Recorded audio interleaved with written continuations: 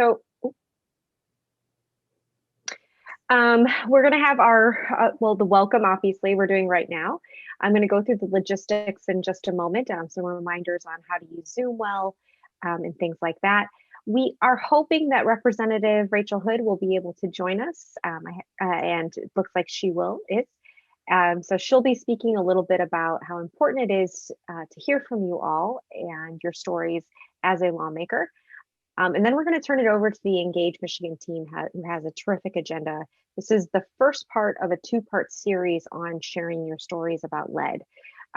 We won't be doing breakout groups today, but next session we'll practice and we'll have some of that on the 20th. So to go through some of our logistics, again, you can just see this is the schedule of remaining events. So next week on the 20th, we have the second part of this, sharing your story about lead. In June, you can see the economic impacts of lead in Michigan. We need a better title for that. But some of the things that are coming up. So this should all be in the binders that you received. I know some folks are new to this training program, so you may not have received your binder yet. It also is on the website that you can see at the bottom of the screen. We do have the schedule. We have the materials that are in the binder, and the recordings of the presentations thus far, and we'll put the new ones up there as we finish. So just a couple of reminders. Thank you again all for being here. We are scheduled to end at 6:30 today. We encourage you to use your cameras if you can, but we understand that sometimes that's just not practical, and it's totally okay if we see your kids or your pets or the food that you're eating because it is dinner time and anything like that. Please do remain on mute unless you're actually speaking to the group. And if you lose connection, feel free to log back on. And things like that. If you have any issues, you can use the chat box, which I'll show in a moment, to let us know. And if you have any technical difficulties, do send us an email at liftorganizers@ecocenter.org, which is always copied on the messages that I send to you about these different events. So just a quick run through of where everything again is on mute. On the bottom left-hand side of your corner is that critical mute and unmute button. So you'll want to make sure this is if you're looking at a computer that you're clicking on that. You can turn your video on and off right next to it. And then right in the middle, if you have questions or if you want to participate and write anything out to the group, we encourage you to use the chat, which is that little talk, so to speak, where you can do that. This is where chat, what it will look like if you pull it up on your computer. Again, this is a useful thing in terms of sharing other messages, and you can send it to everyone, or you can send individual messages to one person. And then if you're using your phone to join us tonight, this is where it would be on your phone and what it would look like. So go to the bottom right-hand corner of your phone to the three dots with more. In the middle, you'll see that chat option, and you can see the same sort of field there on the screen to the right. So without further ado, I did see that Representative Hood has joined us. And I want to, maybe, I don't know, Representative Hood, if you want to know who's in the room, we could do our round of introductions. Sam, information for us. Does that sound like a good plan? That's wonderful. I would love to know who's here to join you. Thank you. And I will leave this slide up, but I think you should introduce yourself, of course. Oh, thank you. I'm Rachel. Oh, you're on mute. There we go. You're able to hear me? Great. Yes. I'm Rachel Hood. I serve as the state representative for the 76th House District in the city of Grand Rapids. I am in my second term, and I work on the Appropriations Committee. We focus on the budget and making sure that our values are represented in the way that we distribute dollars across the state.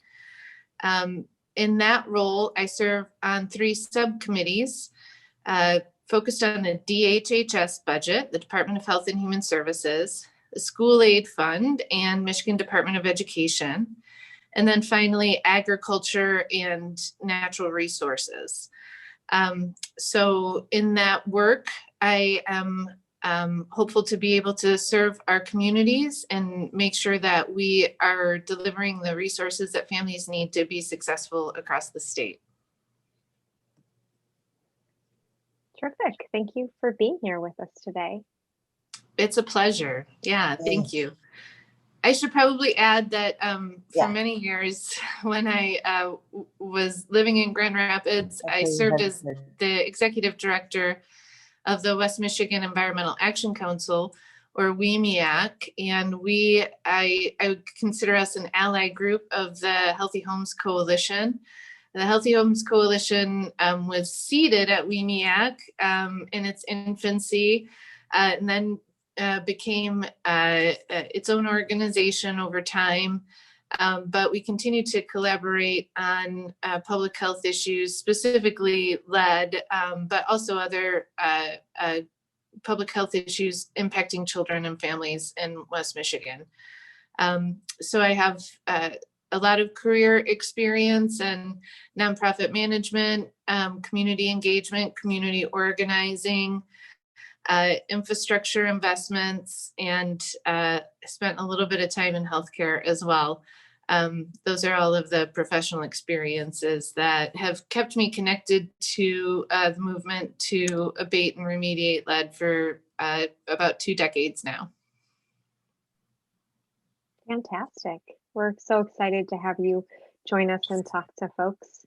Sam, do you want to do the round of introductions with everyone first? Certainly. First, hello, everyone. My name is Sam Inglot. I'm the Deputy Director at Engage Michigan.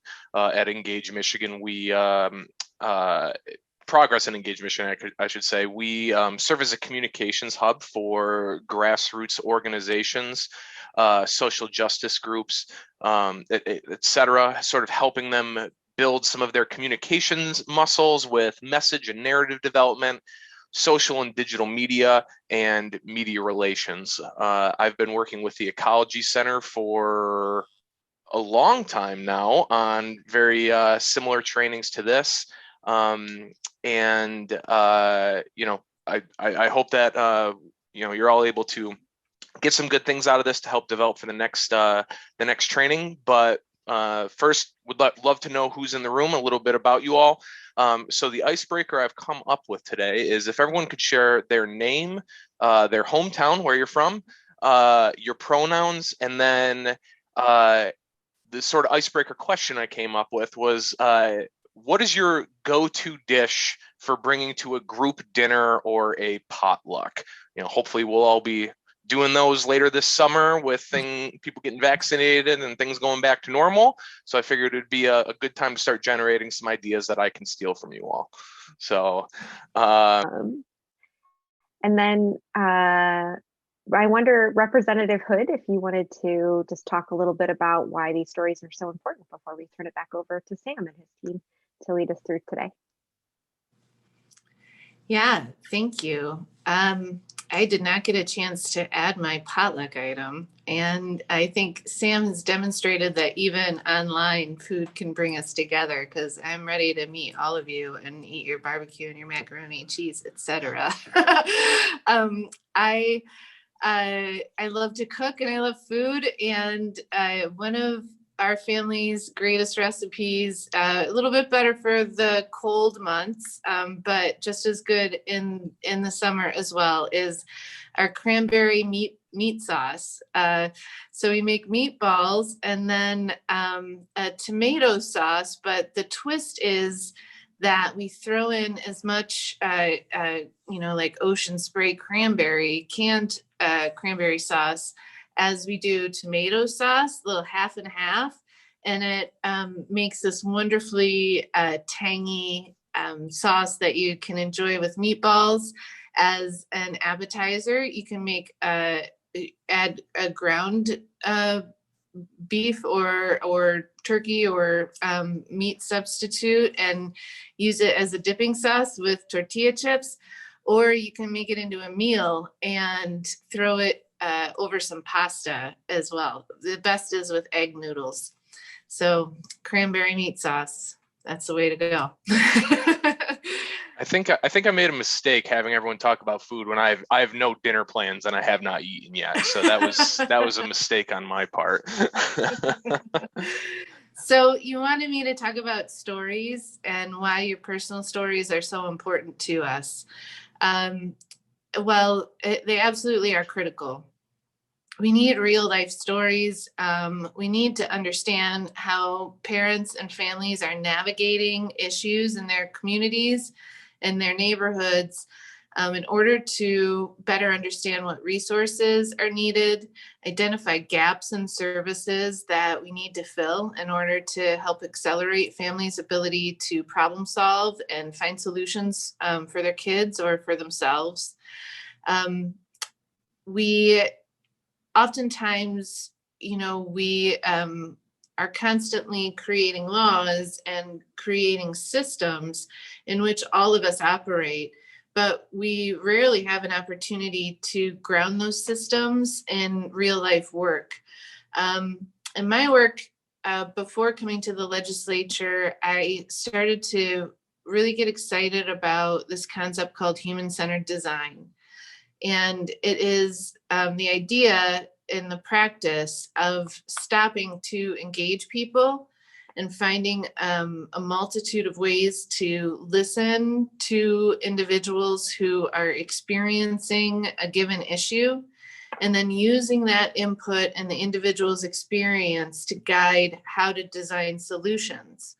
But here in the legislature, it's rare that we have the opportunity to really, dig deep into our communities and work across the state to have intimate relationships with people where we can see the small hiccups that can, toss you off onto a trajectory of bureaucratic nightmares.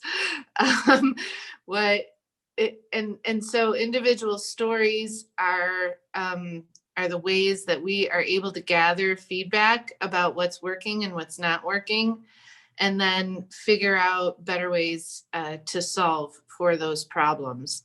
We are often doing that pretty rapidly, and I'm hopeful someday I'll figure out how to merge human-centered design practice with legislative practice, but I'm still working on that.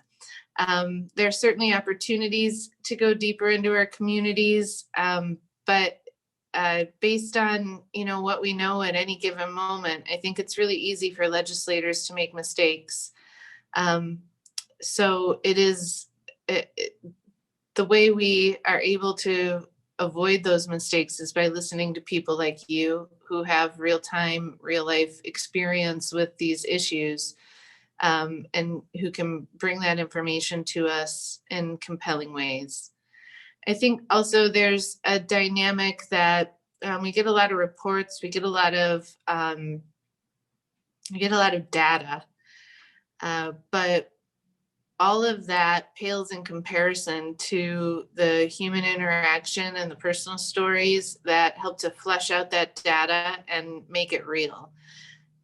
So I can receive 10 reports, but it isn't until somebody tells me their individual story that I'm able to really understand how all of that data is working in context.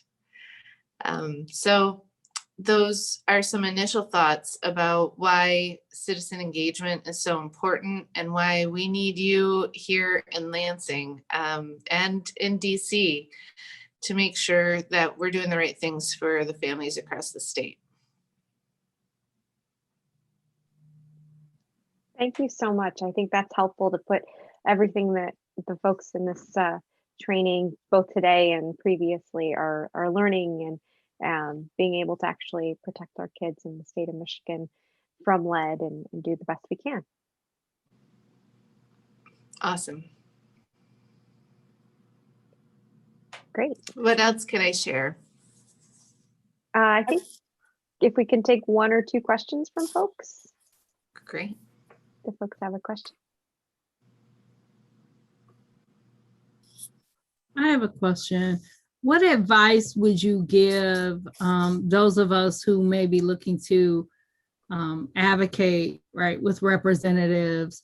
You know, you schedule these appointments, you've got this 15-minute power session, and you want to use the time as wisely as possible, and be as succinct as possible, but impactful at the same time, especially when it comes to appropriations. So I'm coming from the Literacy Network, right? We're really concerned about early childhood. I live in the city of Flint, right? Which is, we've got the issues we have. And so great concern there. And we want to see the appropriations, as you mentioned, follow the priority, right? That the funding represents the values. So if you can give me some advice, I would appreciate it. Yeah. Well, I think it's, again, data is important, but you're going to want to present that in a brief executive summary, especially if you're doing one of those 15-minute power meetings. You are going to need to present a couple of top points really briefly. And it is, I think, helpful to remember that we, like any other group of people that you're talking to, we learn differently. I'm a very visual learner. Some of my colleagues are auditory learners. Others are like empath learners. And so you want to try and think about all of those different ways that people really are able to absorb information and try and meet them. So, and then also you want to highlight that information that is really, really key. So I always suggest going through all of the points that you want to make, editing and prioritizing those points. So you pull the cream up to the top, highlighting those and maybe doing a few bullet points along with perhaps a graph for a visual learner. And then finally, that personal story that connects all the dots and captures attention and makes it real for the individual. I think centering our children is always powerful, especially when we're talking about the lead issue in particular, but also in education and in housing and even in jobs and workforce development.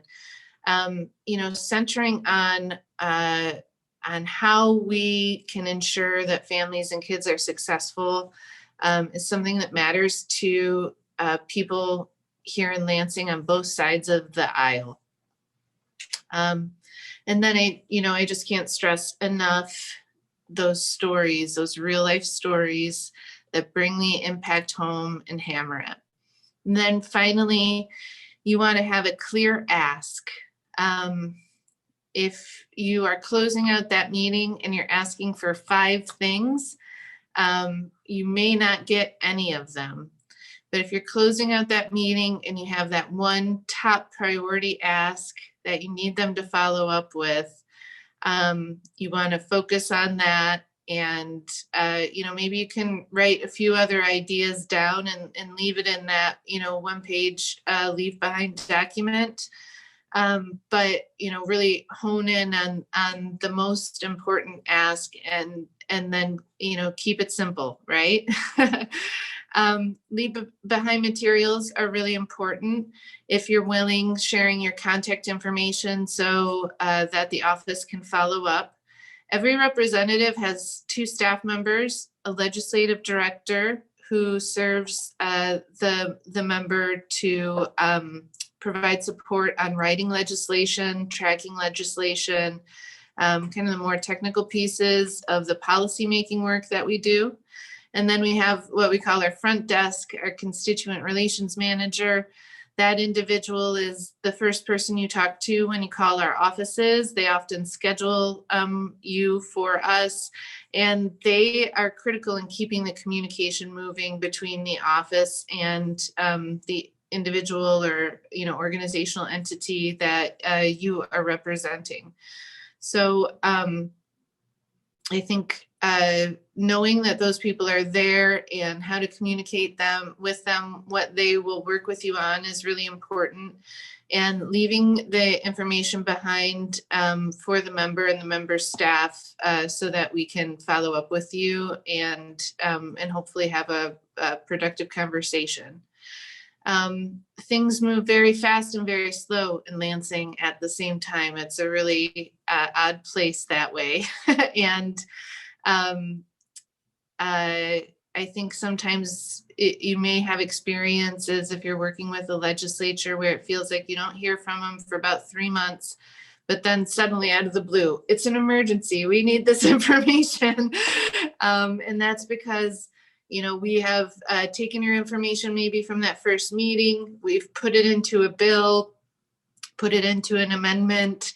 We're trying to find some way to make that information useful in the lawmaking process.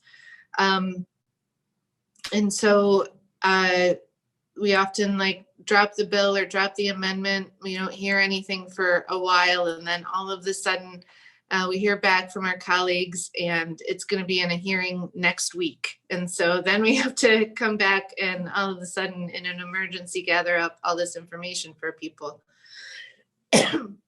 Excuse me. So I think having an understanding and a set of realistic expectations about what communication is going to look like, and that sometimes it feels a little herky-jerky is helpful as you prepare yourselves to lobby in Lansing as well. Fantastic. Thank you so much, Representative Hood. If I know there's so many more questions, but if people wanted to check those out, we do need to turn it over to Sam and his team to take us through the rest of the agenda for today. And Representative Hood will be sure to share anything. You're welcome to stay with us. If you, or otherwise, if we get questions, we will share those with you via email. Great. I'd be happy to take questions via email. Tonight we've had a long week and I've got to head home to see my kids. So thank you so much for all of the work that you're doing, the passion that you bring to protecting our kids from lead. My email is very easy, rachelhood@house.mi.gov. Before I head out, I'll throw it in the chat here, and I'm available for you folks anytime. A huge priority of mine is lead. Lead is a top issue, the city of Grand Rapids and Kent County as well. And I'm working every day to make sure that we are getting more dollars into the programs that address lead and more supports for our kids. Thank you so much. Before you go, that bill that that you introduced a couple years ago or a year ago, did that get any traction at all? Oh, which one? More detail?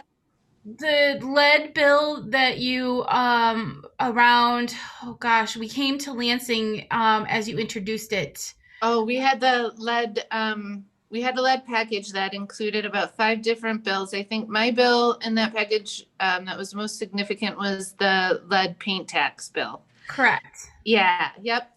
So I have had really productive conversations with some stakeholders who in the past have been roadblocks. So we have landlords on board now through the Rental Property Owners Association.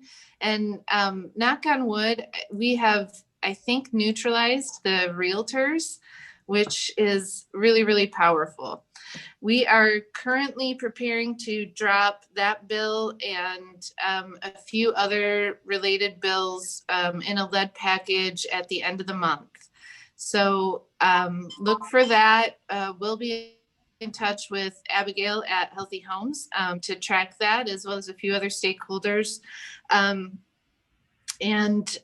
Yeah, would love to have you folks engage in that as we work to pull it up in committee.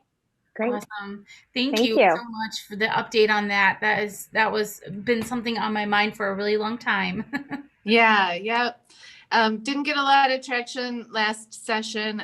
Honestly, You never know. And it is a new revenue source. So with Republican majority, getting a new revenue source is really tough because they're They don't like work that. I know. They don't work like that. Right. Yeah. Well, let us know Terrific. how we can support you on that, because that's really big. Yeah, you know, I think what is working in our favor is that people certainly are better educated about lead than they have been in the past. Mary Whiteford, who is the chair of the DHHS appropriations, has some empathy and interest in working on diseases that impact kids' developmental success. I think, you know, that's a good sign. And we just need to keep hammering home that this is a preventable disease. There isn't any reason why kids in Michigan need to be exposed to lead. And we can make some strategic investments over time. A new revenue source will help that. And we can begin to, you know, pun unintended, chip away at this. Yeah. Thank you. Thank you. Have a good night, We'll everybody. see you later. Thank you. Thank you. Thank you, Take Representative. care.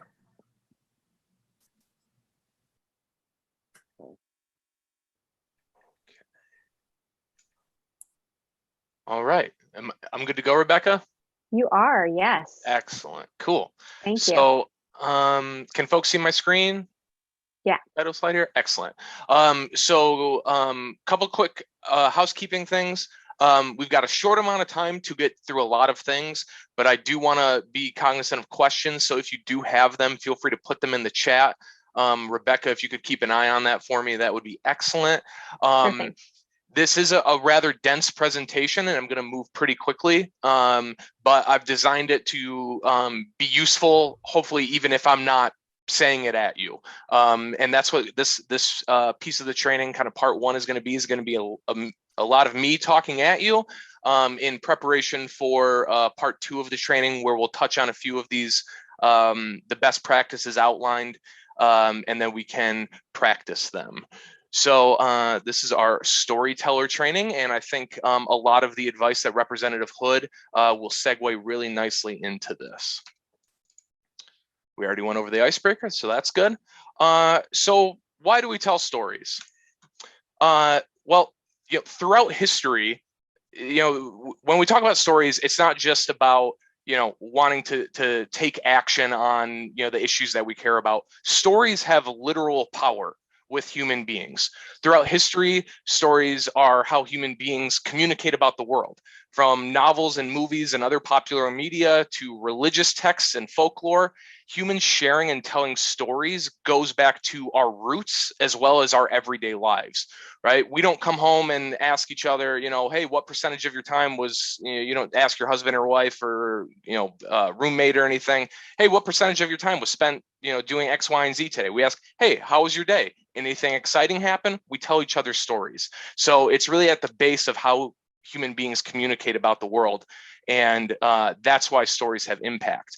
But stories are also, like Representative Hood said, a great way to connect with people, so even folks that we may not necessarily agree with on every issue.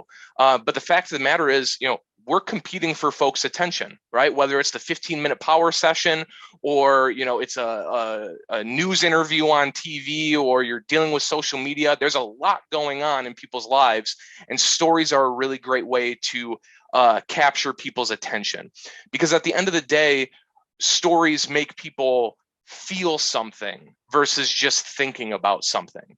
And as human beings, we tend to make decisions based on emotions and how we're feeling about things, and then take action from there. So if our stories can compel emotions within people, those stories will stick. And we want to be able to tell a complete story with the kind of like call to action that Representative Hood was outlining. And same thing, stories can take big issues like lead and really bring them close to home to people, to understand how everyday folks are being affected by these big issues and what can be done about it. So again, stories capture and keep attention. In communications work, a good strategy is to talk in a way that captures and keeps attention and leads to a desired action. This is true whether you are trying to sell soap or sneakers, right? This is what Nike does. This is what every major brand or anybody that wants you to buy something, right? They have an ad that tries to capture your attention and lead you to buy something, right? We want to do that same stuff in the work that we're doing. We want to capture attention and then get some public policy out of it, right? Get some action from our lawmakers. Stories are a great way to do that because they're memorable. There's that emotional connection we can foster. But one of the most important things within our story is having a call to action. That's super important because if we're going to establish that emotional connection with people, if we're going to be vulnerable and we're going to share our stories, we want to make sure that there's some follow-up, right? That we're asking lawmakers, the public, our community to do something about it. I don't know why this GIF is appearing on every slide. I must have done something, but we'll just run with it. So using our stories to drive action, because that's what we're doing, right? We're trying to drive some action. Okay, hold on. That's going to bug me if that's on every slide. And it's not. Weird. Okay. So ignore the GIF. I use GIFs. I don't know what happened here. That's kind of hilarious. It's really strange that, because this is definitely not what I did, and it's not what's in the presentation. Anyway, Representative Hood really talked about interacting with lawmakers, right, and telling your story there, and that's definitely important. That's one of the things that we're going to touch on. But our stories can have impact across the board, right? Within our communities, telling your story can help motivate your friends, family, neighbors, and community in joining your call to action. This GIF is going to annoy me now.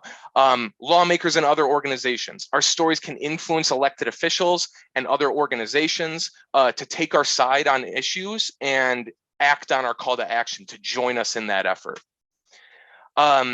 And then the media. That's a lot of what we do at Progress and Engage Michigan, because if we can tell our stories effectively to the media, then our calls to action can be shared with even a wider audience than a one-on-one conversation or a neighborhood meeting.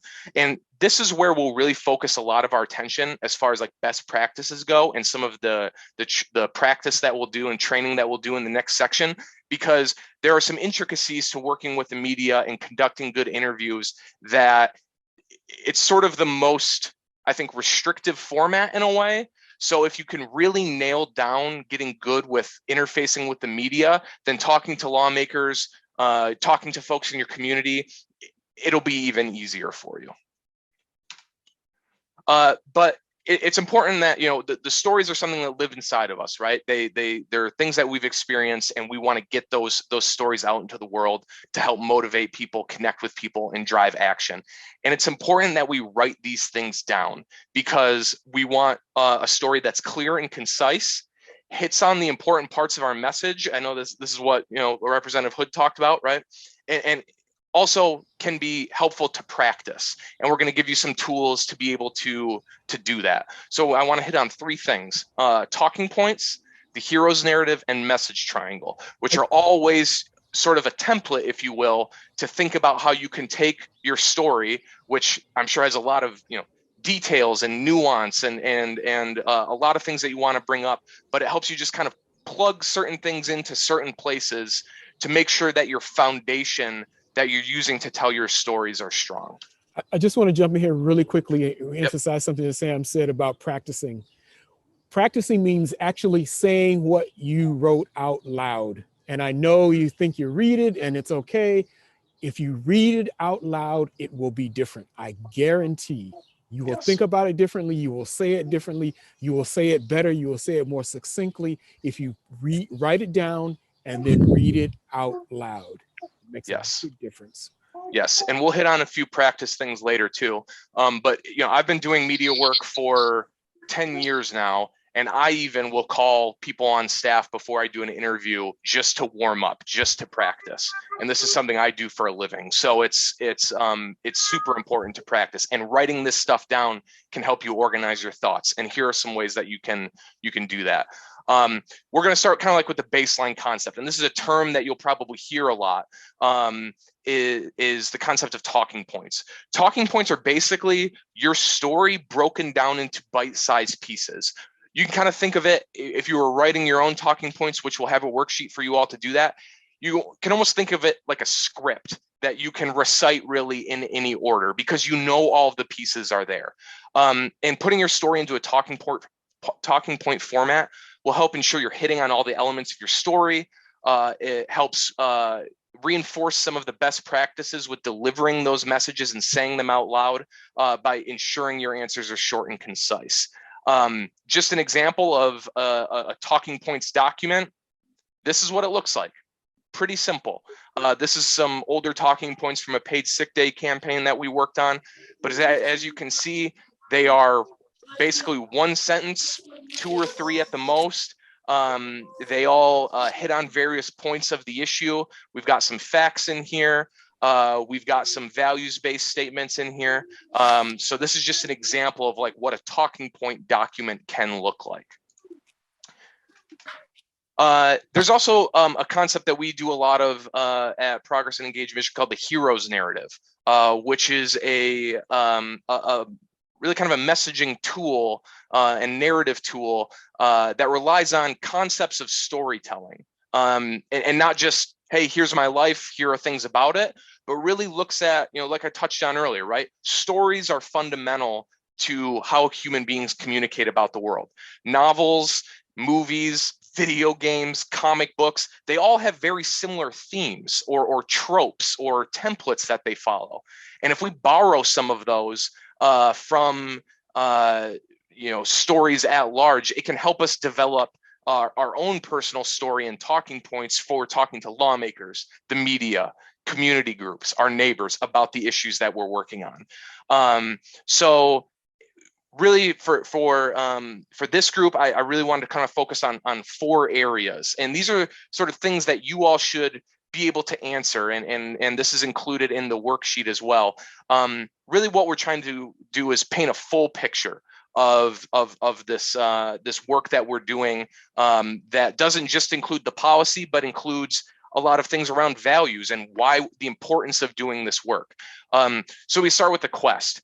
It defines what matters. This is what we're all trying to achieve together, right? This is a bright future for our children, happy, healthy lives for our families, that sort of thing. It's sort of the pie in the sky, thing that we're all working towards trying to achieve. But then there's a threat, right? Within many stories, there are threats that the heroes must overcome. This is what is stopping us from taking a step forward in achieving that quest. In the case in the work that you all are doing, it's lead, right? Lead is standing in the way of us having happy, healthy families, healthy communities, bright futures. That's the thing standing between us and the quest. The hero, this is you, right? You're all in this work because you saw something that was wrong and you are trying to make it right. So, knowing about how you talk about yourself and how you got into this work, and what drove you to action is a critical piece of your story. And then there's really, in all stories, there's always a hero's tool, right? There are things that the hero uses to help them achieve the quest. This is where we talk about policy, right? This is lead screening for children. This is abatement for older homes. This is contractor certification, right? These are the things, if we pass these policies, it helps us take a step in towards achieving the quest. And it's always important to remember that we don't want to frame the policy, the tool that we're using, as the ultimate quest, right? These are just tools that we need to help take a step forward. Another way that you can kind of format your story is a concept called the message triangle, because knowing how to deliver a complete story in a small soundbite is really important, especially when you're dealing with the media. And the message triangle is something that helps us do that. With 3 key pieces, we really can kind of summarize everything that we're talking about. And those 3 things are conveying information, values, and action. Information, talk about what is happening. Right? There is no safe amount of lead, but the fact of the matter is that there is lead paint in homes, and that's a problem. Values, talk about why it matters. Lead can impact people's neurology. It can lead to learning disabilities, and we want to make sure that children and families throughout Michigan can lead happy, healthy, productive lives, right? That's why this matters. And then what can be done about it? That's the action piece, right? So to prevent lead poisoning from happening, we need to have more abatement standards. We need to be screening our toddlers, and we need to be ensuring that our contractors who are working on homes or abating homes are certified and can dispose of lead and other dangerous chemicals properly. So those are just some formats for sort of taking your story and putting it into a way that is usable, short and concise, and you can practice it. And again, this is all outlined in the worksheet as well. So here are some storytelling tips and tricks. I often go over these with people who I'm training to be spokespeople, who are getting ready to do media interviews, things like that. There's that GIF again. And that's where it's supposed to be. So rule number one, keep it short and concise. Like Representative Hood said, if you're dealing with a lawmaker, sometimes you only have a few minutes to talk to them, right? So we don't always have the time to go on a hour-long discussion about how we came into this work and how our families have been impacted. So it's important that we have short, concise statements ready for those moments when we do have somebody's attention and we want to talk to them immediately. It's also important to keep, answers short and concise and think about how you can deliver these messages in a concise way, because most interactions with the media will only use one sound bite, right? If you're on the radio, or it only use one video clip if you're on TV, or one quote if it's in a newspaper. So we want to make sure when we get those opportunities, it counts.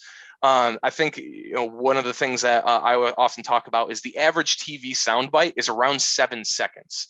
So if you talk on and on and on in response to a question, you don't know what they could pull out of that. And our goal as storytellers is to make sure our message and our call to action is being heard.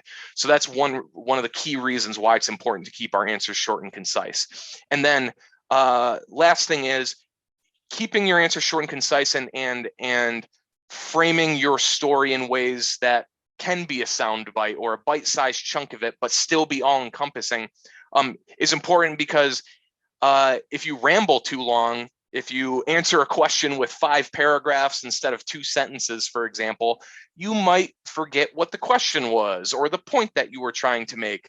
And so again, keeping your answer short and concise gives you more control over your voice. It helps you stay on message and make sure that message is being delivered effectively. Next thing, and there's that GIF again, feel free to say, I don't know, to questions that you get. Don't be an expert where you're not, right? You are an expert in your story, in how your family is being impacted by these issues and what you are doing to try to prevent further harm and fix the problem. If you don't know the answer to a question from a lawmaker or the media or at a community group, or a question from your neighbor, you can always offer to connect them with a person that does know the answer, or follow up with somebody like Rebecca or Mara and say, hey, I got this question, can you help me out? And then you can follow up to give that person the answer. This is typical within media interviews. You might get asked a question about a certain bill or how that bill will be funded, and if you don't know that, that's fine. Just say that and instead talk about something that you do know, or follow up and get an answer to that question. So rule number 1, keep your answer short and concise. Rule number 2, feel free to say, I don't know. Don't be an expert where you're not. And like Kim said, practice. Like anything in life, being a good storyteller, conducting good media interviews, it all takes practice. Whether that's you're doing woodworking, ice skating, finger painting, talking to the media is the same way. It all takes practice. Practicing will help you feel more confident. Practicing will help you build skills to improvise, right? To find different ways to present your message or tell your story or make that call to action. By practicing and having somebody ask you questions and you responding out loud, it helps you think on your feet a little bit and get warmed up and come up with some ways to deliver that message effectively. And this is what we'll really be focusing on in our second training, is a lot more practice. Then there's little things, right? There's little things, and I kind of highlighted a few of the ones that I get asked the most at trainings or people that I'm prepping to do work with the media. First one, and this one's going to take a little bit of interaction, so if you're off camera, that's fine. But first question is, what do I do with my hands, right? If your hands are down in your pocket, or your arms are crossed, right? You're going to be stiff. You're going to look uncomfortable, and we want to be confident. We want to show, if we're on TV or anything like that, that we're engaged with the questions, that we're being responsive. So one question I get, and it's a little thing, but what do I do with my hands? And I want everyone to do this with me. I'm going to back up a little bit here. So here I am, I'm talking, and everyone can see in my hands is a little invisible ball. Maybe it's the size of a cantaloupe or a large grapefruit. And you can kind of just bounce this ball around a little bit. And then when you want to emphasize your point, now you're holding a watermelon or a beach ball. And you can just go back and forth from here with your hands. I'm a hand talker. I'm an active talker. I move around a lot. It's probably a combination of being Italian and having ADD. And so it's I'm down here and I'm making a point. I'm talking about lead, and then I really want to emphasize a point. So I can bring it down here with the little ball. I'm talking, I'm introducing myself, but now I'm talking about a big point I want to make. So it's just this it's kind of this unassuming hand gesture that allows you to keep moving, right? Because our bodies are machines, right? And if we're doing an interview or we're talking to a lawmaker and you're super tight and you're clenched up and you're holding your breath or you're hunched over, that's going to cut off blood flow. That's going to cut off oxygen. You're going to start to maybe sweat. I don't know, but you're just not going to feel as comfortable. And as storytellers, our confidence and our comfortability is going to only improve how we tell those stories. So little ball, big ball. It's a great thing that you can do with your hands so that you're moving, you're active, you're engaged, but you're not all over here with your hand motions, or you're not all tight and uncomfortable. What do I wear? Again, we want people to be comfortable and confident, right? What I always say is, like, whatever you're comfortable wearing, like your go-to outfit. I'm a jeans and t-shirt kind of guy, right? You're not going to see me do an interview in a suit and tie with a monocle and a top hat, right? So for me, jeans and t-shirt are the way to go in my everyday wear, but we also want to represent our cause well, right? So what I always say is, whatever you're comfortable wearing on most days, and then just bump that up just a little bit, right? So I would wear maybe a button down and throw on a sport coat over it, but I'd still be wearing the jeans, right? So that's just some quick tip on what to wear. What if I'm nervous, right? And here's the thing, talking to the media is not a normal thing. It's not a normal course of action for people to, have a camera on their face or have a microphone, sticking out at them, or even sitting across the desk from a lawmaker, right? These are things that most people do not do on a regular basis. Kim and I may be the exception to some of this. But remember, you are talking to a person, right? You're not talking to the camera. You're not talking to the microphone. You're not talking to the people who are watching TV at home. You're talking to the reporter, right? They've got some questions. They want to learn things from you, and you have important things that you want to tell them. So just have a conversation with them, right? And same thing with a lawmaker. Yes, they have a title. Yes, they're an elected official, but they are a person just like you. They have families, and they want to hear from you. I want to interject here really, really quickly, and it's going to seem like a paradox, if not a contradiction, to what Sam is saying. Yes, you're talking to a person when you're talking to a reporter, and you're talking to a person when you're talking to an elected official. However, you're talking, when you have a conversation with that person, you really want to stay on message. We're going to talk about pivoting a little bit later, because, and especially with the media, you're talking to that person, but that person is wants to know what you have to say that's important for all of his audience or her audience to know. So you're actually talking to more than one person, and I hope that doesn't scare people, but you are talking to a reporter, but you're having a conversation that's important for people in the bar, people at home who are not paying attention to know. So that's why it's super important to be focused. because and not to necessarily answer that question, and we'll talk about pivoting later on. Yeah. Sorry, Sam, go ahead. No, you're good. Yeah, that's important. Appreciate that, Kim. What if I screw up, right? What if I start talking? And I think that this is true whether you're dealing with the media or a lawmaker. If you start talking and you realize, oh, I forgot that point, or I could have said it a different way, take a breath, take a pause, and say, sorry, I'm just going to start over. That's fine, right? That's especially true with the media, right? Most interviews are not live. You're not going to be live on TV on CNN, right, or anything like that. Even if you were live on TV and you start to screw up, just reset and start over. That's fine. Especially with, you know, a TV camera or a person that's recording you for the radio. They want a good soundbite where that message that, like, because they came to you because you have information that they want to convey to their audience. You have a point of view. They want your point of view to be very clear. So if you start talking and you're doing a lot of ums or uhs, or you can't remember something, or you just don't like the way it sounded, again, just stop, say, I'm going to start over, because they want a good sound bite too. In, you know, conducting hundreds of being, you know, involved in hundreds of interviews, I have never met a reporter who wouldn't allow people to start over. So if you do screw up, that's fine. Feel free to, you know, collect yourself and go again. Same is true with lawmakers. Same as if you're giving, you know, a presentation, if you're giving a speech at a luncheon or to an organization or anything like that. People want to hear from you. And we have, and as storytellers, we want to make sure that our message is getting out there clearly and concisely. So collect yourself, start over. That's okay. Staying on message. Remember, we have a job to do, right? As storytellers, like, we are here to push our issues, to emphasize our call to action and get some movement on lead in our communities. We don't need to answer every single question that gets thrown our way.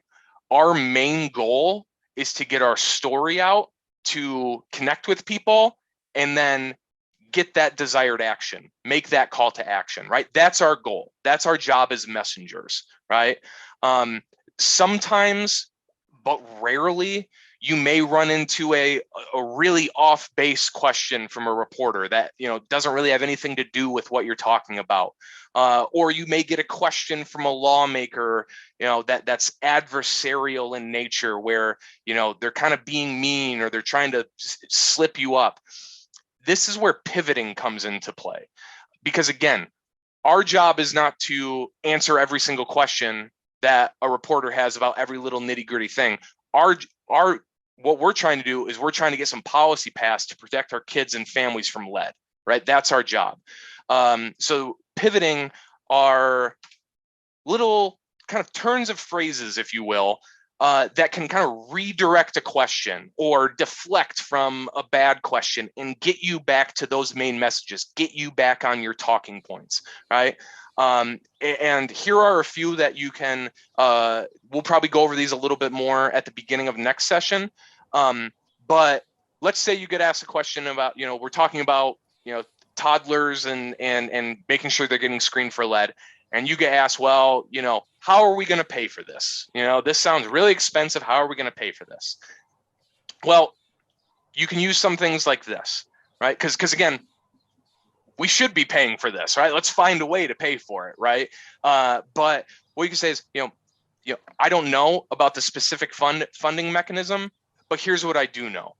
You know, there are too many kids across Michigan that are being negatively impacted by lead. It would be wrong for us to not do anything about it. Or you can really kind of just try to power through the question, right? That the first one's a little bit more of a pivot. You're saying, I don't know about that, but here's what I do know. The second one, look, the fact of the matter is, you just bowl right over that question, get right back on your talking points, right? Again, and a softer pivot could be, I don't have the answer to that right now, but I'm happy to follow up. Meanwhile, and then you can launch back into your messages.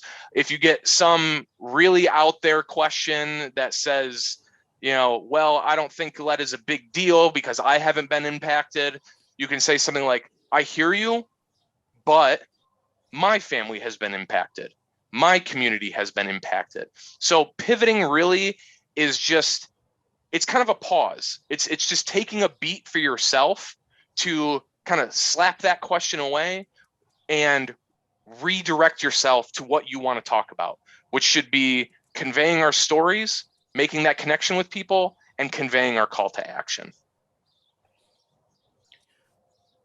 One quick pivot that's good for TV and radio, especially if you get asked an off-the-wall question, is to say, I don't know, but the most important thing for you to know is, right. And the reason that's critical is because so when people are editing video or audio, they often listen for phrases like the most important thing, the main thing. What I really want you to know is, editors are listening for that, reporters are listening for that, and then they're going to hone in on that. So if you say this is the most important thing for you to know, they're going to be listening, and the chances of them using that bite are fairly high. Yeah, that's a great point, Kim. All right. So now I want to talk about the take-home worksheet that we have for you all, which I think really hits on a lot of the same points that we mentioned today as far as the templates go for filling out this sheet, which then we'll use for talking points that we'll use in the practice interviews same time next week. So as you can see here, we have a couple of different options, and it'd be great if folks could fill this out. And again, this is a foundation, right? This is not necessarily everything that you want to say. It's not every little detail. What this helps do is makes you think, what are the really important parts of my story? And how can I make sure that I have those down pat? Like, I'm solid. That is my, that's the card up my sleeve, the ace in my back pocket, whatever phrase you want to use. This can, I would encourage folks to take a look at this sheet, think about some of the questions and the prompts, and then fill out the answers.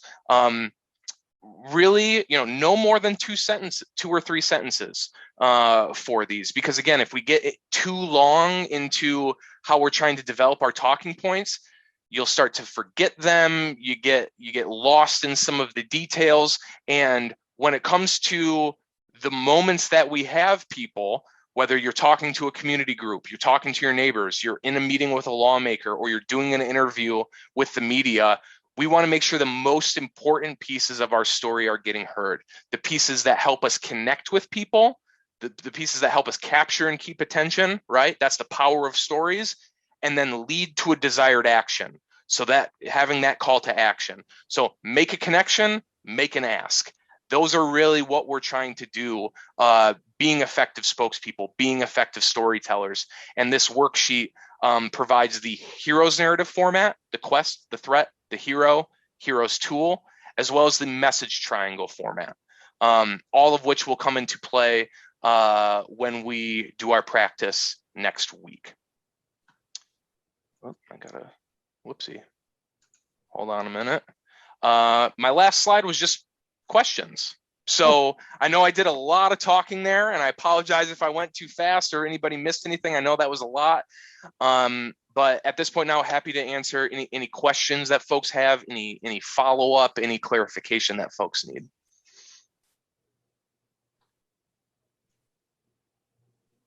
Hi, this is Tabitha. I just want to ask, sometimes you were really good at telling us what to do on our speaking points, but what should we look at when they're trying to get us to sum it up, or if they're not clear, like what body language do the people we're speaking to usually use? So some things we should look for.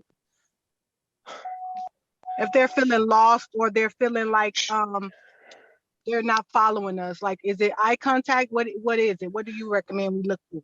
Sure. So yeah, I mean, most of us can tell, right? If somebody's like looking down at their phone, right? Or if I would say one of the things that you know, that I've noticed with like media interviews is if they ask you the same question in kind of a different way, that's usually them kind of signaling to you that maybe you haven't been as quite clear as you could have been. You know, one of the most common questions, you know, is the one of the first ones is, you know, tell me about what's going on today, right? If you're at an event, right? If we're having a LED event in Lansing, tell me why you're here today. Can you tell me why everyone's gathered here? Or what's the goal of today, right? And you know, sometimes you'll get asked that same question, but just in a different way. And that's probably just the reporter signaling to you like, hey, like, I haven't quite got that answer yet. So if you can just kind of reframe or kind of double down on some of the things that you've already said, that's usually a good way to do it. I would say, you know, one of the things that I talk about in some of our more in-depth spokesperson trainings, as far as body language goes, if you were sitting in a lawmaker's office, right? Usually this leaning back is usually a sign of being disengaged. If somebody's sitting forward, you know, making eye contact, if they're acknowledging things that you're saying, with you know, either like, you know, saying that's an interesting point or anything like that. If you're getting just silence from them, you know, maybe it's worth asking some questions of them as well. You know, I hope I'm making my point clear. Yeah, right. Like asking those types of things. Again, remembering what it is that we are trying to do, right? We're trying to get some policy passed to reduce harm and help our communities, right? So if you have to say, you know, am I being clear enough? Because what I'm trying to tell you is we need you to vote on this, right? So you can always kind of throw the question back, you know, at them, or you know, ask them, is that something you've experienced in your life, right? Make sure that they're engaging with you. So those are a couple things that I would look for. Yeah, I would say if you get the feeling that they're not really paying attention, just like Sam said, ask them a question. You know, what do you think about that? And the other thing is, if you get the feeling that they're disengaging, one of the things you can say is, well, we don't want to keep you very long, but you need to go right back to that important point. But the most important thing I want to leave you with is this. So yeah, if you get the vibe that they're not tuned in, go to the time thing and then go to the most important thing that you want to leave them with. Yeah, great question. That's a very tactical question too, Tabitha. That's smart. That's a very smart question to ask. I that's the first time I've gotten that one. So yeah, give me something to think about too.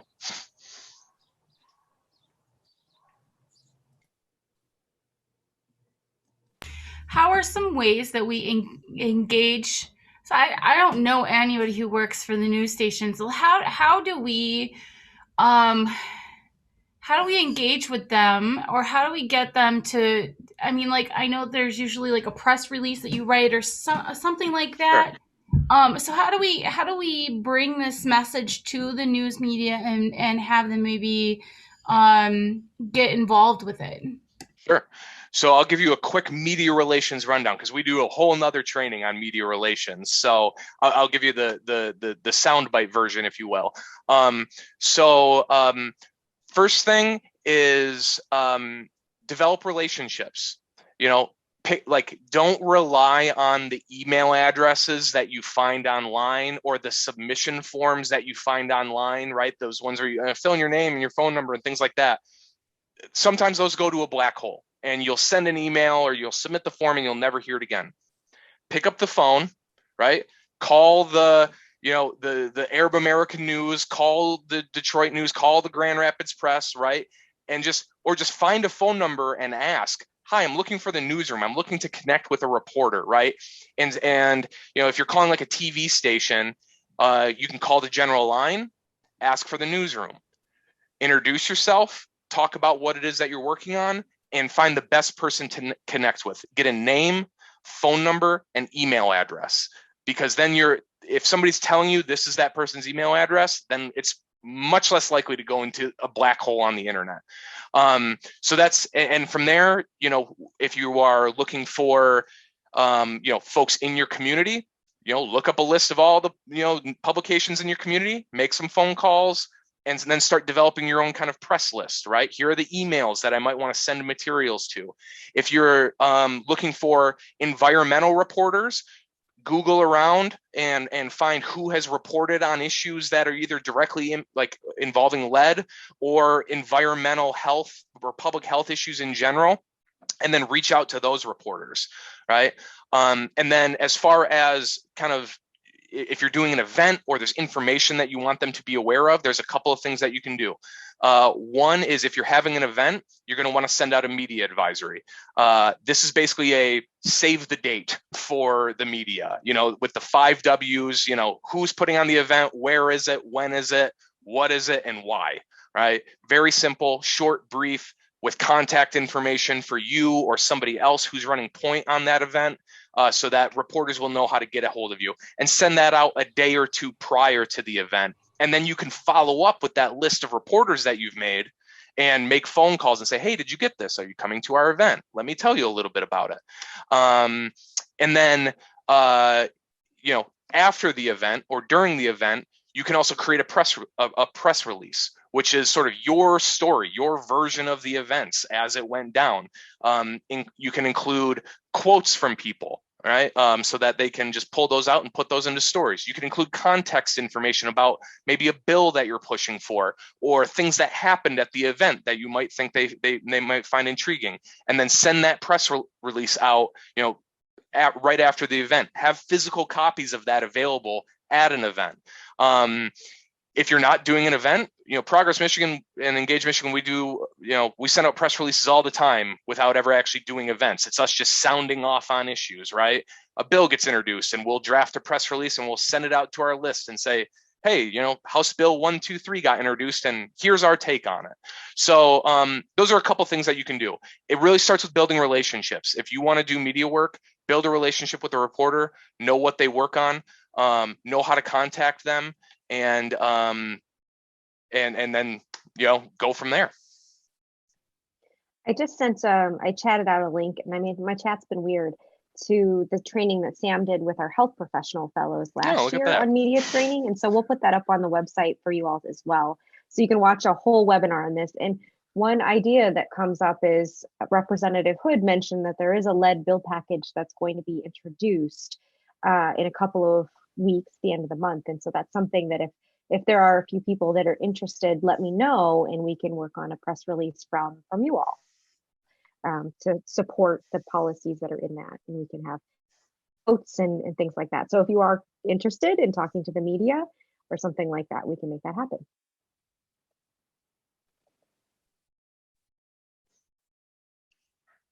Any other questions? These are great ones. Appreciate everyone being really engaged, and also I forgot, thank you for doing this work too. Like this is really important stuff. So appreciate you all, like, not just caring about this issue, but doing something about it, right? And then working to like skill build as well, so you can be more effective. That's awesome. And I'm glad to be invited into the space and share, some things that I hope are helpful for you all.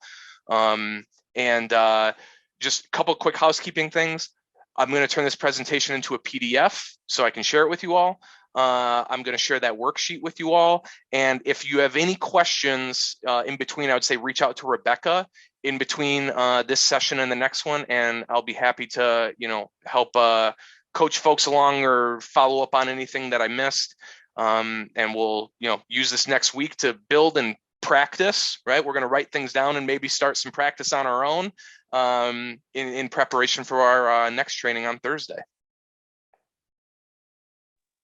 Thank you. Well, it is after 6:30, so I want to, if the folks have a couple more things, that any burning questions at the end, but I do know it's dinner time in many homes, and thank you so much for joining us. We're going to see you all in a week on the 20th, and have the next round of this. So thanks for being here, and any other questions, you can always shoot them over to me, and I'll make sure they get to Sam and Kim and Dana and that team, or Representative Hood as well.